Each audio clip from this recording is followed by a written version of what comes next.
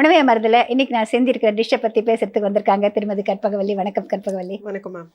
இது வந்து பாலக் கீரை இருக்கு இல்லையா, அதை வச்சுட்டு ஒரு ரைஸ். இது வந்து லஞ்ச் பாக்ஸ் ரெசிபி, ஒரு குழந்தைங்களுக்கோ இல்லை யாருக்கு வேணாலும் எடுத்துட்டு போகலாம் அப்படிங்கிற மாதிரி. இதுல வந்து இஞ்சி பூண்டு சேர்த்திருக்கேன், பச்சை மிளகாய், சீரகம், அதோட வந்து கொஞ்சமா தேங்காய் திருவல் ஒரு ஹோல்டுக்காக, பாலக்கு வதக்கிட்டு அதோட சேர்த்து அரைச்சிருக்கேம்மா. மற்றபடி கொஞ்சம் ஸ்வீட் கார்னும் கிரீன் பீஸும் போட்டிருக்கேன், ஸ்மால் ஆனியன், கார்லிக் அதெல்லாம் போட்டிருக்கேன். இதை வந்து ஆக்சுவலி நியூட்ரிஷியஸா இல்லை இதில் வந்து வேற ஏதாவது சேர்த்தா இன்னும் கொஞ்சம் பெட்டரா இருக்குமா அப்படிங்கிற மாதிரி சொல்லலாம்னு நினைக்கிறேன். கீரை சேர்த்தாலே அது ஹெல்தி தானே, அதுல வந்து டிபேட்டே இல்லை. கீரை அப்படிங்கிறது இட்ஸ் அ வெரி ஹெல்தி ஆன ஒரு லீஃபி வெஜிடபிள். அது ஹெல்தி இல்லைன்னு நம்ம பேசணும்னா அதை விட ஒரு எஸ்டபிலிட்டி வேற எதுவுமே இல்லை. பட் ஆனால் ஆஸ் அ மீல், ஒரு மீலாக சாப்பிடும்போது கீரையை நிறையா வேஸ்ல இன்க்ளூட் பண்ணலாம். ஸோ இந்த மாதிரி ஸ்பினச் ரைஸ் அப்படிங்கும் போது அதே கான்செப்ட்ல குக் பண்ணி ப்ராப்பராக இருக்குது அப்படிங்கும் போது நியூட்ரியன்ஸ் அப்சார்ப்ஷனும் எல்லாமே பர்ஃபெக்டாக இருக்க போகுது. இது கீரை அப்படின்னாலே ராவாக சாப்பிடக்கூடாது, இந்த ஒரே ஒரு கான்செப்ட் மட்டும்தான். மற்றபடி கீரையில் எந்த ரெஸ்ட்ரிக்ஷன்ஸுமே இல்லை. நீங்கள் நார்மலாக குக் பண்ணி சாப்பிட்டீங்கனாலே அதில் இருக்கிற நியூட்ரியன்ட் வந்து பாடியில் அப்சார்ப் ஆகிடும். இதை வந்து இன்னும் கொஞ்சம் எக்ஸ்ட்ராவாக வேணும் அப்படிங்கிறதுனால இந்த இன்க்ரீடியன்ட் ஆட் பண்ணும், அது அப்படியெல்லாம் எதுவுமே இல்லை மேம். ஓவர் குக்கும் பண்ண வேண்டாம், அண்டர் குக்கும் பண்ண வேண்டாம். கீரை அப்படிங்கிறதே இதுதான், டைஜஷனுக்கு தான் ரொம்ப ரிஸ்கியாக இருக்கும் கீரை அப்படிங்கிறது. நிறைய பேருக்கு வந்து ரொம்ப கட் சென்சிட்டிவாக இருந்ததுன்னா அண்டர் குக்கோ இல்லை ராவாவோ கீரை சாப்பிட்டீங்கன்னா இமீடியட்டாக அது போய் உங்கள் கட்டை வந்து டிஸ்டர்ப் பண்ணும், ஸ்பெஷலி லூஸ் டூல்ஸ் காஸ் பண்ணும். ஸோ அந்த ஒரே ஒரு ப்ராப்ளம் தான் கீரை. அது எந்த கீரையிலுமே, முருங்கைக்கீரை, அகத்துக்கீரை, எனி கீரை ஃபார் தட் மேட்டர், எல்லாத்துலேயுமே இந்த ப்ராப்ளம் இருக்கு. அதே மாதிரி ஓவர் குக் பண்ணீங்கன்னா, நான் ஓவர் குக் பண்ணுறது அப்படின்னு சொல்றது ஸ்பெஷலி ஓப்பனாக வச்சு குக் பண்ணுறீங்க அப்படின்னா, கீரையை க்ளோஸ் பண்ணாமல் ஓப்பனாக வச்சு அதில் இருக்கிற ஏன்னா கீரையில் வந்து மேஜராக இருக்கிறது வந்து வாட்டர் சால்யூபிள் வைட்டமின்ஸ். ஸோ நீங்கள் ஓப்பனாக வச்சு குக் பண்ணீங்கன்னா ரொம்ப ஈஸியாக அதில் இருக்கிற நியூட்ரியன்ஸ் வந்து வெளியில் எவாப்ரேஷன் மூலியமாக, அந்த ஆவி மூலியமாக வெளியில் போயிடும். ஸோ மூடி போட்டு க்ளோஸ் பண்ணி குக் பண்ணீங்கன்னா கொஞ்சம் நியூட்ரியன்ஸ் ஸ்டே ஆகும். அதுக்கப்புறம் நீங்கள் பண்ணுற ரெசிபி தான்.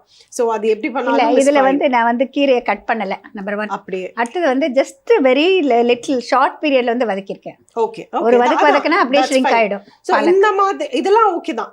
ஓப்பனாக குக் பண்ணாதீங்க. அதே மாதிரி அண்டர் குக் பண்ணி ராவாக குக்கே பண்ணாமல் கிரைண்ட் பண்ணி ஆட் பண்ணுறாங்க நிறைய பேர், அந்த மாதிரியும் பண்ணாதீங்க. பிகாஸ் நியூட்ரியன்ஸ் அப்படியே இருக்கணுங்கிறதுனால இது ரெண்டுமே இஸ் அ ப்ராப்ளம். மற்றபடி அஸ் அ மீலாக ப்ரோட்டீன்காக டோஃபு ஆட் பண்ணியிருக்காங்க அண்ட் வெஜிடபிள்ஸ் ஆட் பண்ணியிருக்காங்க.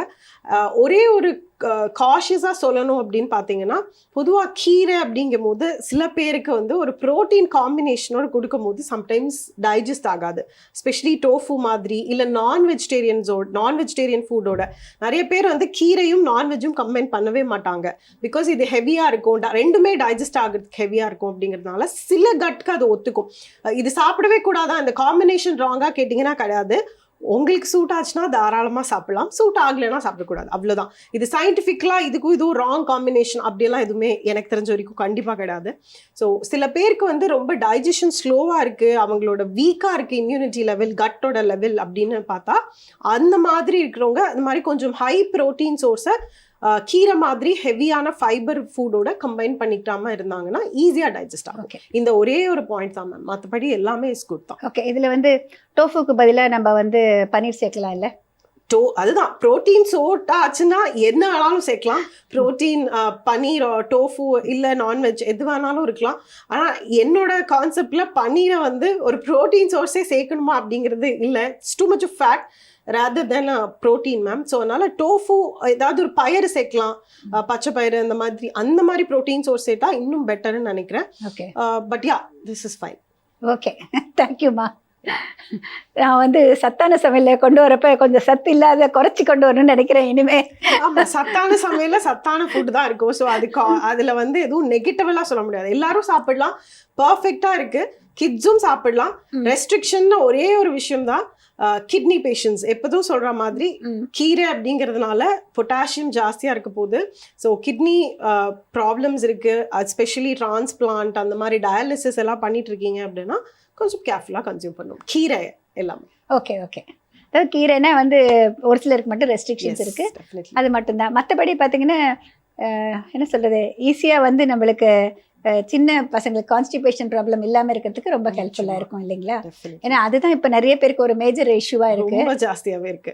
அது அவங்களுக்கு பிடிச்ச மாதிரி கொடுக்கணும் அப்படிங்கிற ஒரு Yes. விஷயத்தினால தான் இந்த மாதிரி செலக்ட் பண்ணேன். Nice. ஒரு லஞ்ச் பாக்ஸ் ரெசிபியாக இருந்தால் கொஞ்சம் ஐடியலாக இருக்கும்னு சொல்லிட்டு. Definitely. எனிஹா thank you Karpagavalli for coming to the show. அடுத்த வாரம் சந்திக்கலாமா? Thank you, ma'am. Thank you. இப்போ நம்ம பார்க்க போகிறது சமையலறை டிப்ஸ். இன்னைக்கு டிப்ஸில் வந்து வெந்தயம் எப்படி வறுக்கிறது, கசக்காமல் இருக்கிறதுக்கு என்னென்ன முக்கியமாக நம்ம கவனிக்கணும் அப்படிங்கிற விஷயம் பார்க்கலாங்க. நீங்கள் வெந்தயம் வறுக்கிறதுக்கு எந்த ஒரு பேனோ இல்லை வானலியோ எது எடுத்தாலும் சரி, அதை முதல்ல நல்லா சூடு பண்ணிக்கோங்க. நல்லா சூடாகணுங்க. சூடான பிறகு நம்ம வந்து வெந்தயத்தை சேர்த்துக்கலாம். வெந்தயம் சேர்க்குறப்போ இதில் வந்து எந்த விதமாக எண்ணெயோ எதுவுமே இருக்கக்கூடாதுங்க. ட்ரை ரோஸ்ட் பண்ணணும். இப்போ இந்த வெந்தயத்தை இதில் போடுறேன். இப்போ வறுக்கிறப்ப ஹை ஃப்ளேமில் வறுக்கணும், லோ ஃப்ளேமில் வைக்காதீங்க. அதே மாதிரி ரொம்ப ஷார்ட் பீரியடில் வறுப்படணும். 1 2 வெடிக்க ஆரம்பிக்கும். அந்த ஸ்டேஜ் வரைக்கும் வந்தால் போதுமானது. கடுகுக்கும் பார்த்திங்கன்னா வந்து இந்த மாதிரி பேனில் தான் வந்து நம்ம ட்ரை ரோஸ்ட் பண்ணணும். அதிகம் வெடிக்கிற அளவுக்கு கடுகு வந்து ட்ரை ரோஸ்ட் பண்ணக்கூடாது. அப்போ கசந்துடும், ஊறுகாய் நிறம் மாறிடும். இப்போ இந்த சூட்லேயே இது பார்த்திங்கன்னா நல்லா வறுபட்டுரும். மீது எல்லாமே அதிக நேரம் வச்சிங்கன்னா வீடு பூரா தெறிக்க ஆரம்பிச்சிடும். இந்த அளவுக்கு வறுபட்டால் போதுமானது. உடனே ஒரு தட்டுக்கு மாற்றிடுங்க. நல்ல ரூம் டெம்பரேச்சர் வரணும். வந்த பிறகு சின்ன மிக்சியில் போட்டுட்டு விட்டு விட்டு ஏற்கணும். விட்டு விட்டு ஏற்றினீங்கன்னாக்க நல்ல நைஸாக பவுடர் ஆகிடும். அதே நேரம் பார்த்திங்கன்னா இது நம்ம செஞ்சு வச்சுக்கிட்டு வத்த குழம்புக்கு போடலாம், காரக்குழம்புக்கு போடலாம், புளிக்குழம்புக்கு போடலாம். இன்னும் நிறைய வெந்தயம் சேர்க்குற ரெசிபிஸ் நிறைய இருக்குங்க. அதுக்கெல்லாம் யூஸ் பண்ணலாம். பிக்கலுக்கு மட்டும் கிடையாது, வெந்தயத்துக்கு இன்னும் நிறைய பலன்கள் இருக்குது, நிறைய பயன்கள் இருக்குது. நீங்களும் வந்து வெந்தயத்தை தினசரி உங்கள் சமையலில் யூஸ் பண்ண கற்றுக்கோங்க. இன்றைக்கி செஞ்ச எபிசோட்லேருந்து உங்களுக்கான ஒரு கேள்வி. முதல் செக்மெண்ட்டான வீட்டு சமையலில் நான் செஞ்சு காமிச்ச நெல்லிக்காய் ஊறுகாயில் நேச்சுரல் ப்ரிசர்வேட்டிவ்ஸ், அதாவது இயற்கையாகவே கெட்டு போகாமல் இருக்கிறதுக்கு உதவு பண்ணுற 2 பொருட்கள் சொன்னேன். அது என்னென்னு சொல்லிட்டு நீங்கள் பதில் எழுதுங்க. கீழே ஒரு வாட்ஸ்அப் நம்பர் வருது. உங்களுடைய ஃபோன்லேருந்து வாட்ஸ்அப் மூலமாக அந்த நம்பருக்கு உங்களுடைய பதிலையும், உங்களுடைய பெயர், முழு முகவரி, உங்களுடைய ஃபோன் நம்பர் இது எல்லாமே வந்து எழுதி அனுப்பணுங்க. எப்போதும் போல் சரியான பதில் எழுதியவர்களிலிருந்து 3 நபரை தேர்ந்தெடுத்து பிரதீப் என்டர்பிரைசஸ் நிறுவனத்தில் நான் எழுதிய சமையல் புத்தகங்களை ஒன்று பரிசாக உங்களுக்கு வழங்குவார்கள். மீண்டும் அடுத்த வாரம் சந்திக்கும் வரை விடைபெறுவது உங்கள் மல்லிகா பத்ரிநாத். வணக்கம்.